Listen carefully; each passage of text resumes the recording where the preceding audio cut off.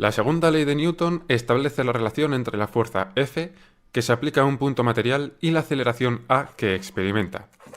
La experiencia enseña que esa relación es constante para cada cuerpo y la denominamos masa de inercia m.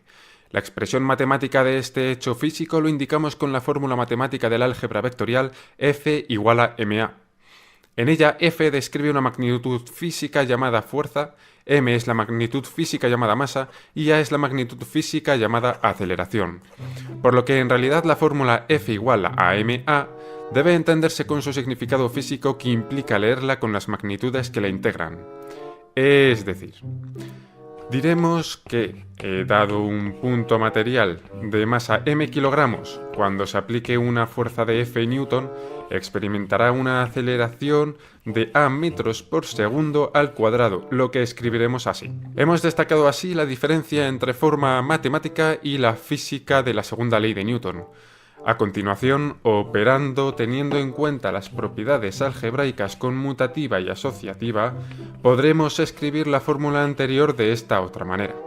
Como estamos admitiendo que F es igual a ma, concluimos que la relación entre las tres magnitudes es la unidad de fuerza, un newton, es igual a la unidad de masa o kilogramo multiplicada por la unidad de aceleración o metro por segundo al cuadrado, lo que escribiremos de esta manera.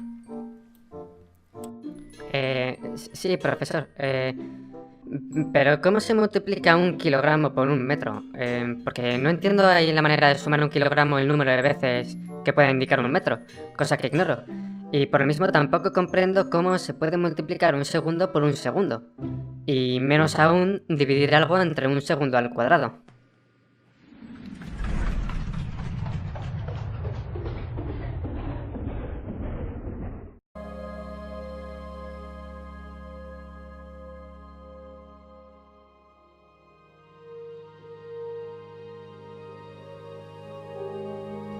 Acabamos de observar el caso típico del modo tradicional de operar con magnitudes. El profesor plantea en primer lugar la segunda ley de Newton en su forma física, es decir, escribiendo las medidas de magnitudes con la apariencia indicada, que sugiere la operación de multiplicar cuando entre los factores no se escriba ningún símbolo de operación. Y a continuación se produce la ilusión de que los símbolos de las unidades parezcan, sin serlo, elementos algebraicos, lo que engaña al entendimiento y le lleva a aplicar sin fundamento las propiedades conmutativa y asociativa de la multiplicación algebraica, lo que permitiría escribir la siguiente ecuación, simplemente conmutando y agrupando factores. Bajo la misma sugestión simbólica, teniendo en cuenta que por la segunda ley de Newton es F igual a ma, se concluye necesariamente la relación entre las unidades.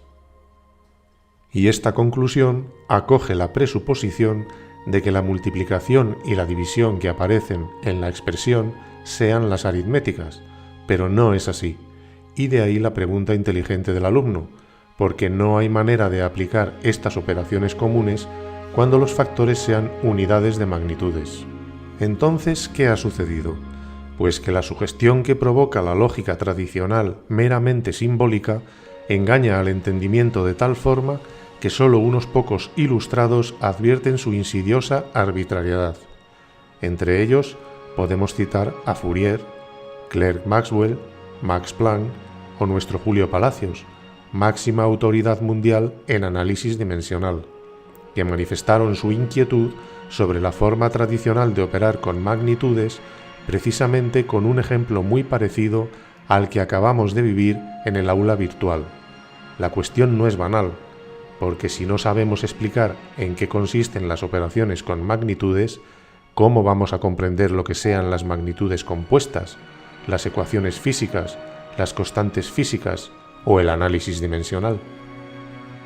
Por tanto, la tradición adolece de una laguna crítica que, una vez identificada, debe subsanarse mediante un álgebra de magnitudes definida adecuadamente.